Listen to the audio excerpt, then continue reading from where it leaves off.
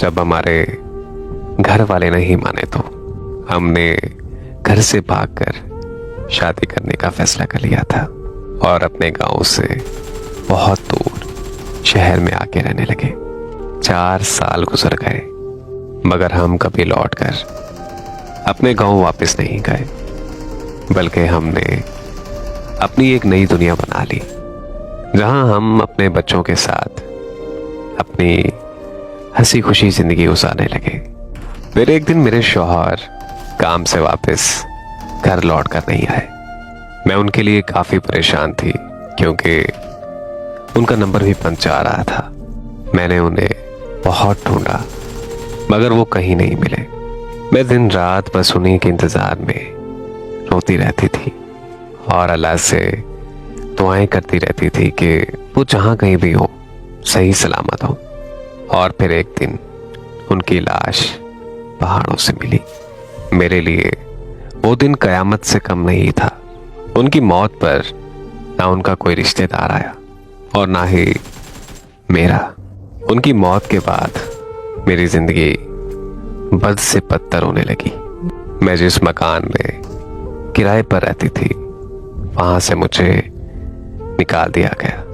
ना ही रहने को छत रही और ना ही खाने को पैसे। और फिर मैं अपने बच्चों के साथ दर बदर की ठोकरें खाने लगी। कुछ मर्द मेरी मदद करना चाहते थे मगर बदले में उन्हें मुझसे मेरे जिस्म की तलब थी, इसीलिए मैंने किसी की मदद नहीं ली और मैं खुद ही मेहनत करने लगी। मुझे सिलाई का काम आता था तो मैं वही करने लगी। मैं एक दिन में 18 घंटे काम करने लगी। यहाँ तक कि मैंने 1 साल मेहनत करके अपना छोटा सा घर ले लिया और चंद सालों बाद मैंने अपना एक स्कूल बना लिया जहां मैं अपनी जैसी बेसहारा औरतों को ट्रेनिंग देने लगी। मैंने इतनी मेहनत की कि आज मेरे स्कूल का नाम शहर के मशहूर स्कूलों में शुमार होता है। मैं आज अल्लाह का लाख लाख शुक्र अदा करती हूँ कि उसने मुझे सही रास्ते पर चलने की हिम्मत दी, क्योंकि अपने शौहर की मौत के बाद मैं जैसे अकेली और तन्हा हो गई थी।